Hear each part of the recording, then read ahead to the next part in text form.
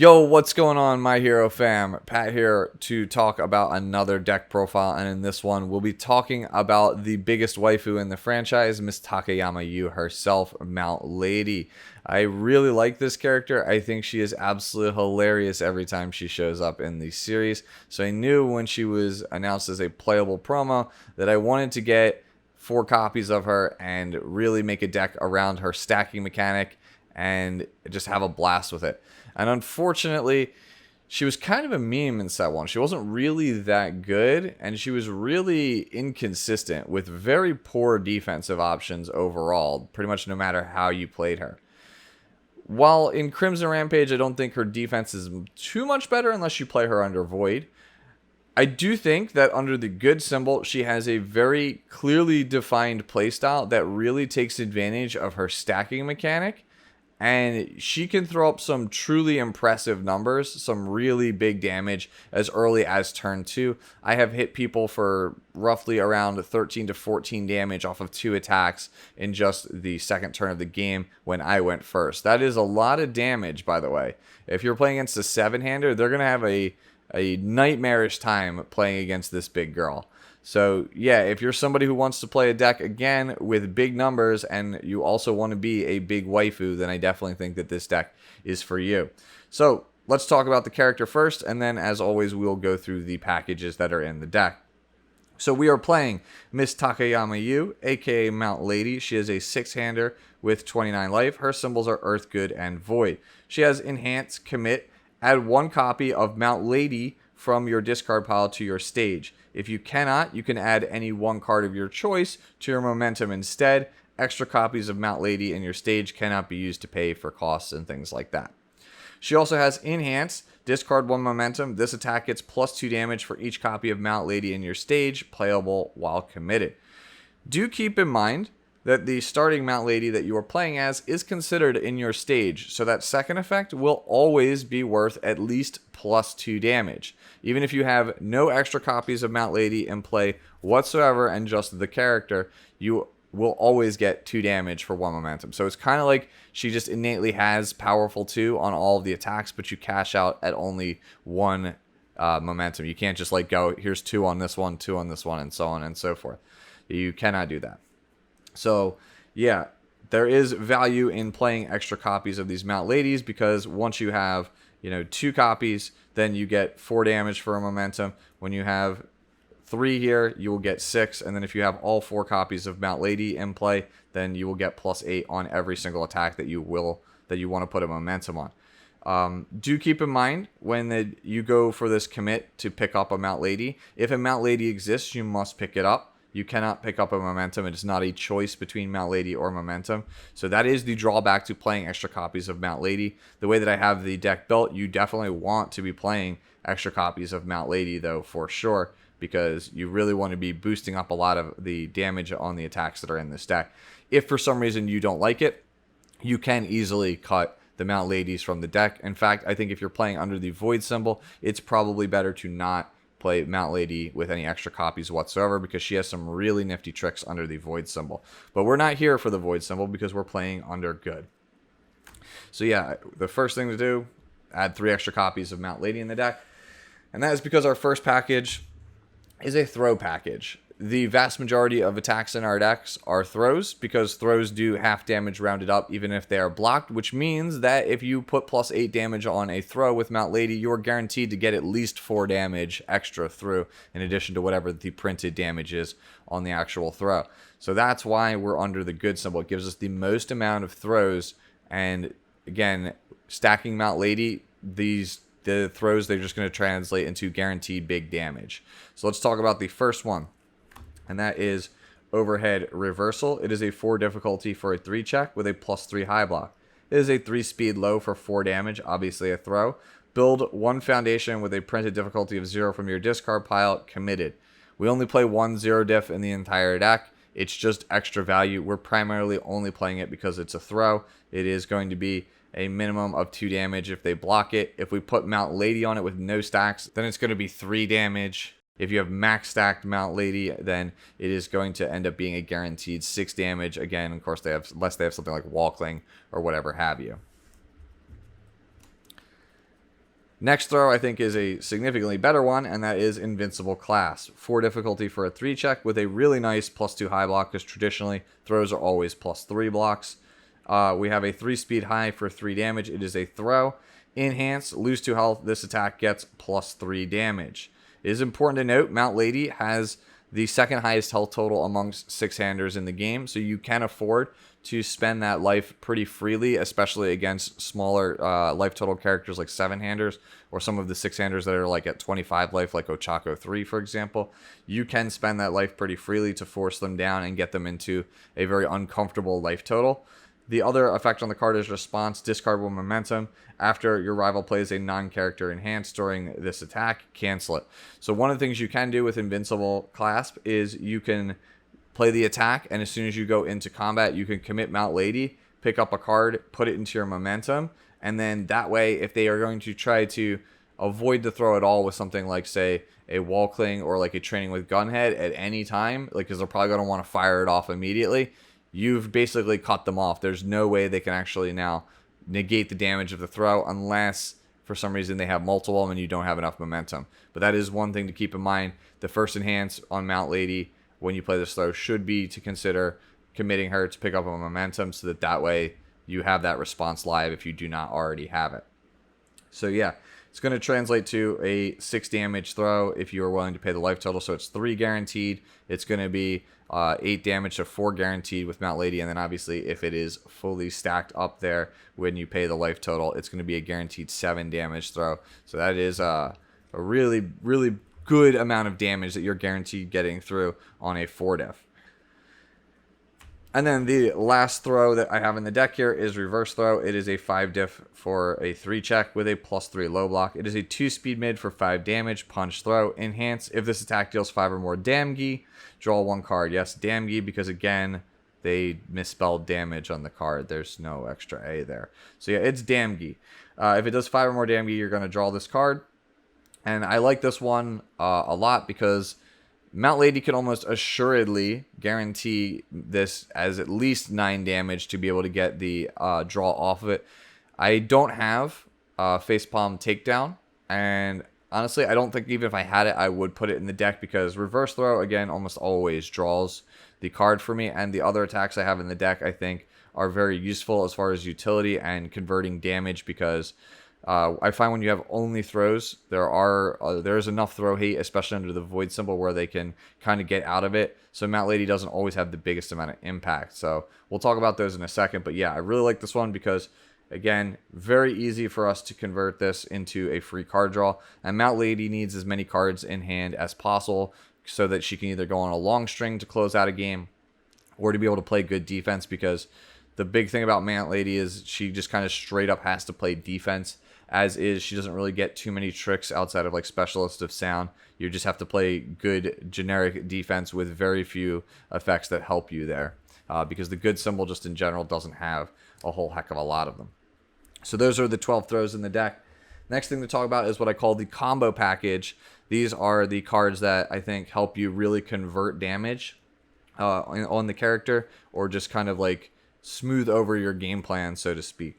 So the first up here is going to be an action which is Plus Ultra. I'm sure many of you are well aware of this. It is a 2 difficulty with a 5 check. It has a +5 mid block. It has, when attempting to block with this card, reduce the speed of your rival's attack to 0. So obviously it's just going to be a generically good block for the most part.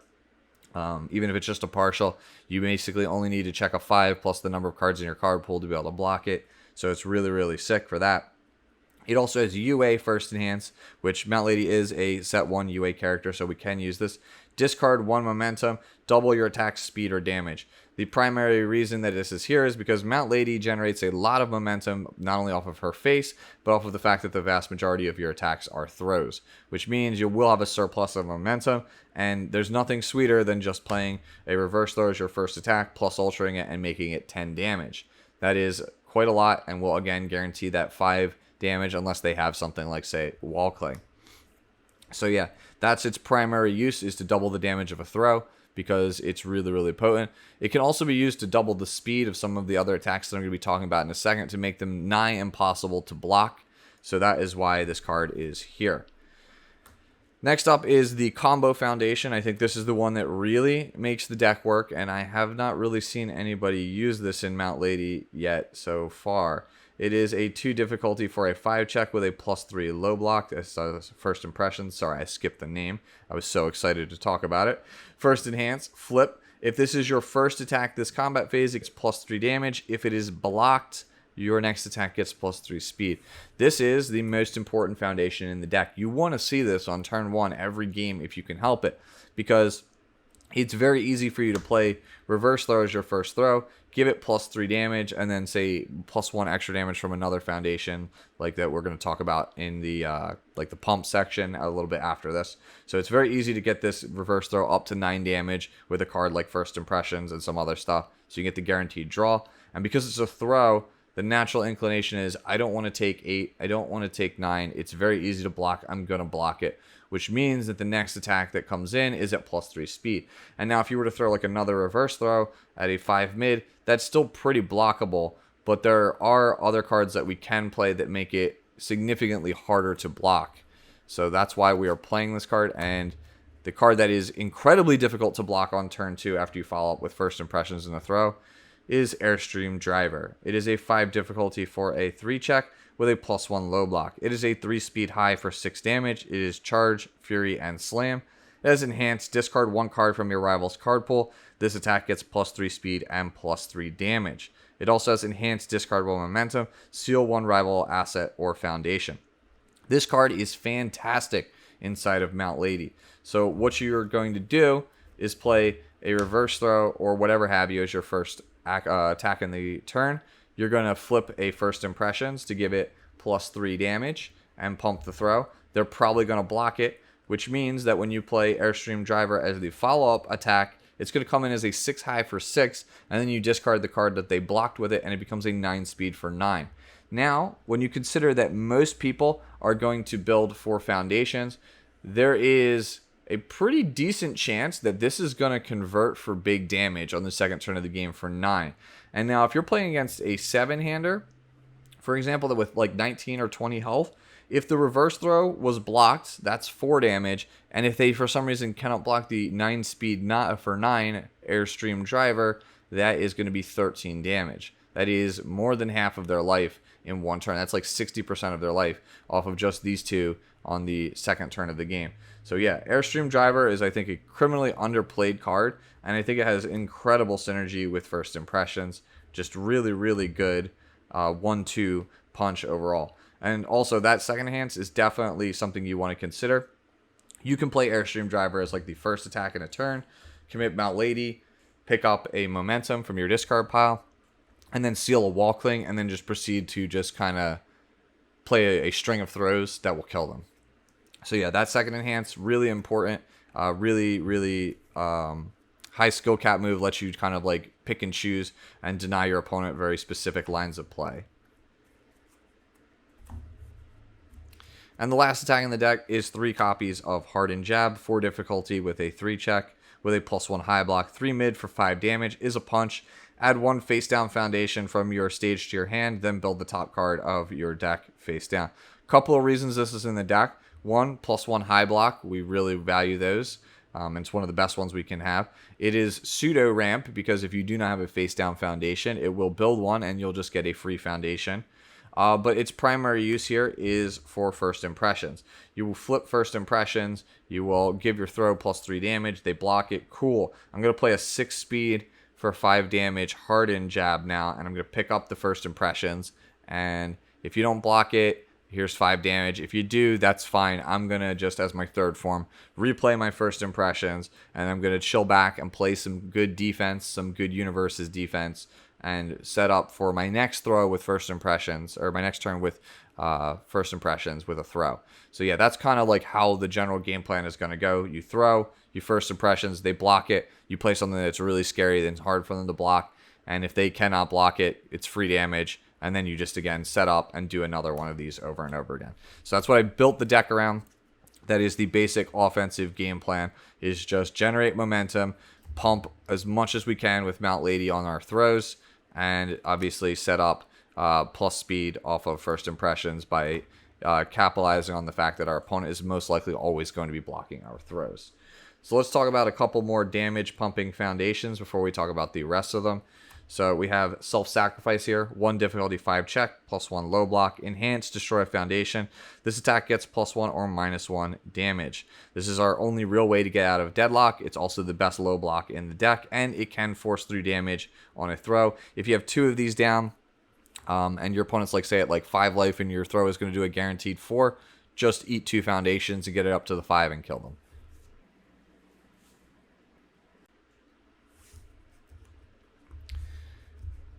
Next up is 4 copies of Manly Friendship, 1 difficulty for a 5 check with a +3 mid block. It is an ally, has Enhance once per turn. This attack gets +1 or -1 damage.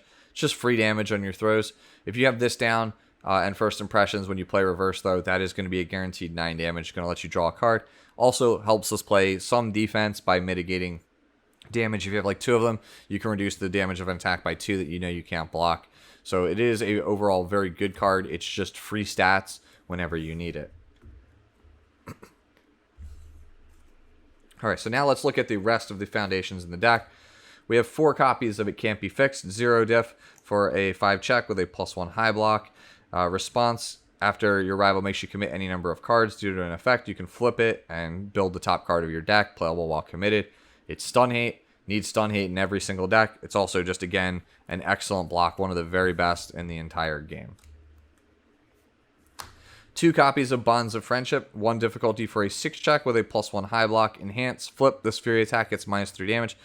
We're not really ever playing it for the Enhance. You're just playing it because we need more good high blocks in the deck. And Mount Lady, your extra copies already check a 6. So having more 6 checks in the deck means we can go super deep. We can feel pretty confident about going super deep and throwing like 3 or 4 attacks in a turn and not having to commit out more often. So that's why it's in the deck. Again, largely for the 6 check and the block. 2 copies of Celebrity Status. It is a 1 difficulty for a 5 check with a +2 mid block. Enhance, add 1 card from your momentum to the top of your deck.